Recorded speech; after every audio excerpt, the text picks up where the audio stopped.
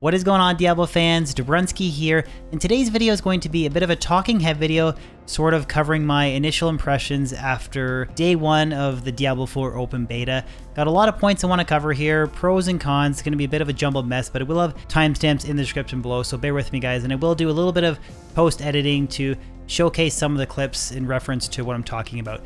But the very first thing that I want to cover before I even jump into the pros and cons of the beta is that I feel like it's very difficult to give like a complete overall opinion of the game based on only playing a handful of characters from character level 1 to character level 25. It's like playing Act 1 or 2 of Diablo II Resurrected and then people asking you, well, what do you think of the entire game? Or playing the first 2 or 3 acts of PoE and then be like, well, what's your overall thoughts playing PoE? When realistically, there's all kinds of endgame content to experience in Diablo 4. So it's not really kind of like an overall opinion, but I do want to talk about a lot of things. So I just wanted to get that out of the way first because I feel like there's so many different people that have approached this game that have either been super excited for it, cautiously optimistic, or have basically written off the game before even giving it a chance. So with that all out of the way, we'll kind of dive into some of the pros. So the first thing that I really like from playing the Diablo IV beta is the character customization, and then that actual character being rendered into the in-game cinematics is a pretty cool touch. I kind of messed around and made a quick wizard that I thought somewhat looks like me. You can kind of let me know in the comment section below if you think that the rendering doesn't look anything like me. I thought it kind of looked close, but the fact that it renders that actual character in-game into the cinematics I thought was really cool. Second thing that I really liked is the combat. Even though I know it sort of has kind of like a PoE-esque feel, or maybe like a D3 look or feel, like it's definitely a little bit snappier in terms of just like executing attacks, for example, with the wizard compared to a sorceress early on in Diablo 2. But I don't necessarily think that that kind of snappy feel of combat is a bad thing. Like, controversial statement here, I don't think that Diablo 3's problems were really centered around the feel of combat. I think it was more centered around how quick it is to gear up, the focus on sets only,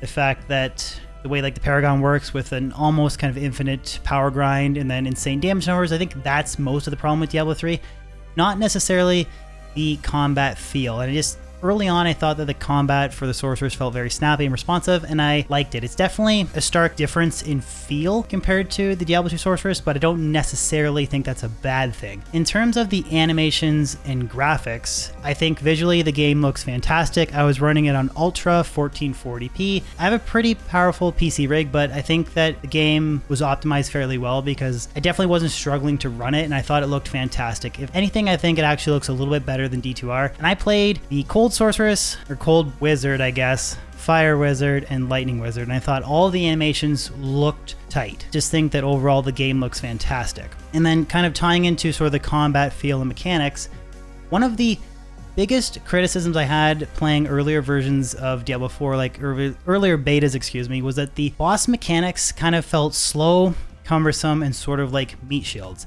Now, one of the final bosses up to level 25, I actually died at the end, but I thought the boss fight was very interesting, a lot of dynamic encounters to avoid, and there was just more sequences and events to what is honestly a relatively early boss. Like, it's just Act 1 of the campaign, so I thought that the mechanics of the boss fights were a lot better. Now, moving away from combat mechanics, I want to talk about the skill tree.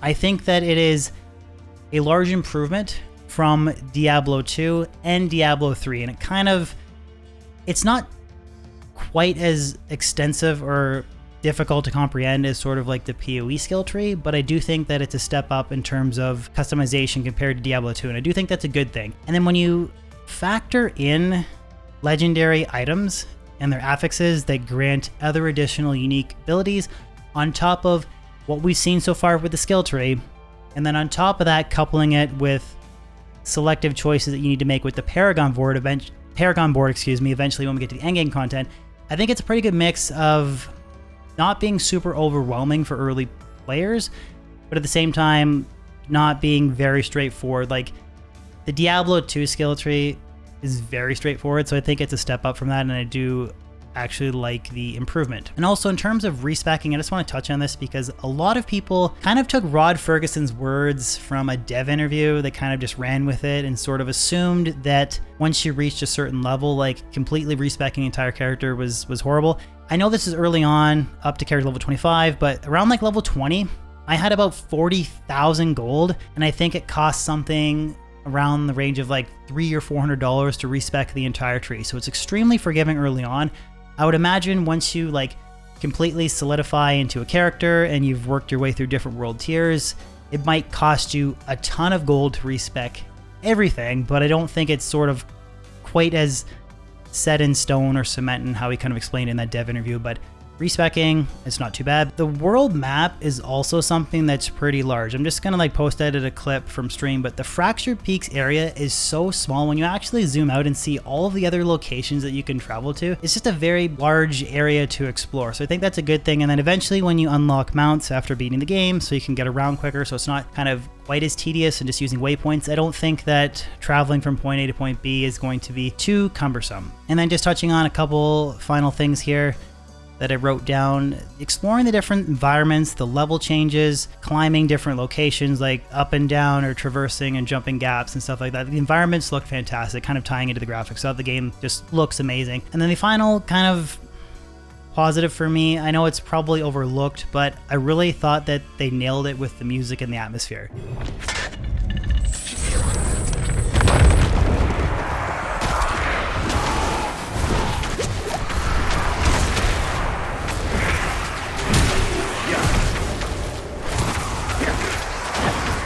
Now, in terms of the cons, I do have a handful that I want to talk about. The first major standout one is the queue simulator, having disconnects and then waiting in queue to sign up again. This is a beta, and I understand that the purpose is to sort of stress test the servers and figure out these issues.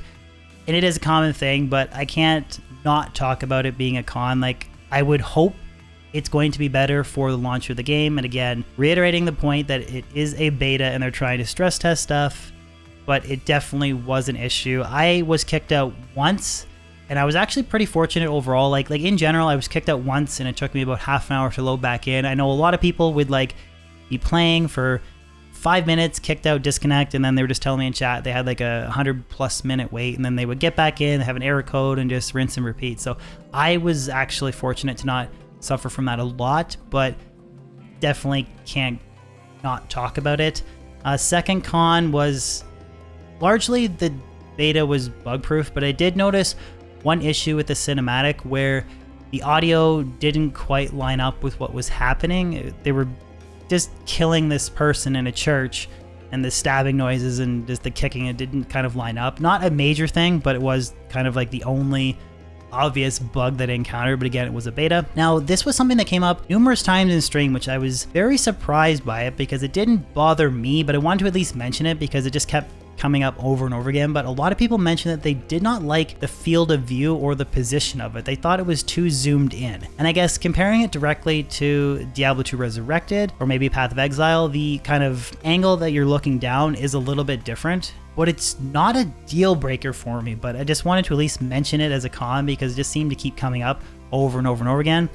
Now, in terms of playing through the storyline, the early on phases of like stop and starting and then listening to a dialogue and then moving from point A to point B, again, like stopping and starting, and then it would encounter another dialogue scene, and then again, moving from point A to point B, another dialogue scene. It did get kind of cumbersome or just repetitive for me, but personally, I'm the type of guy that when I play these, like I'll watch the cinematics, but then I just like to kill monsters, get loot, and just rinse and repeat. That's kind of why I like these games so much.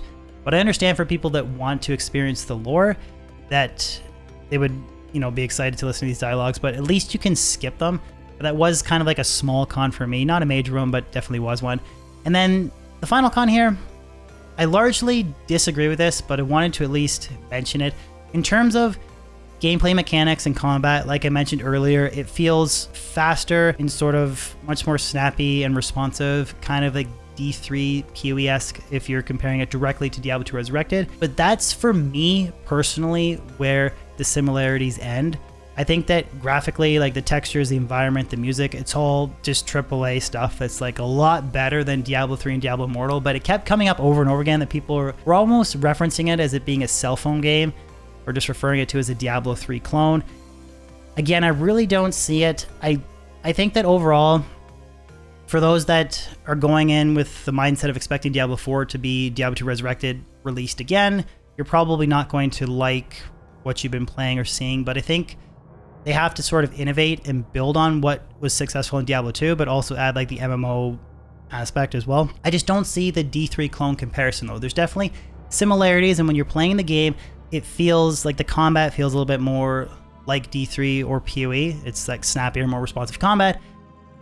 But that's where the similarity ends for me, but I wanted to at least mention it because it just came up so many times on stream. But that's basically everything that I wanted to cover in today's video. I know it was a bit of a jumbled mess, just sort of a talking head video. I wanted to cover all the pros and cons from day one. I have about 7+ hours of streaming plus, I don't know, maybe like 50, 60 hours of like content creative beta access. But tomorrow on Twitch, or I guess today if you're watching this video, I will be streaming the Rogue, and then the following day the Barbarian.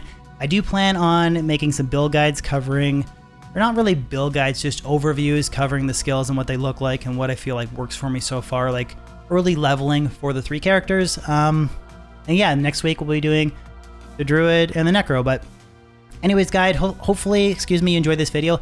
Let me know in the comment section below if you guys agree or you disagree, or some of the points you agree with, or you largely disagree, or you think I'm way out to lunch, or you're not going to be picking up Diablo 4. Just let me know in the comment section below. Any feedback is good. Other than that, guys, hopefully you enjoyed the video, and I'll catch you guys on my next video or live stream. Peace out.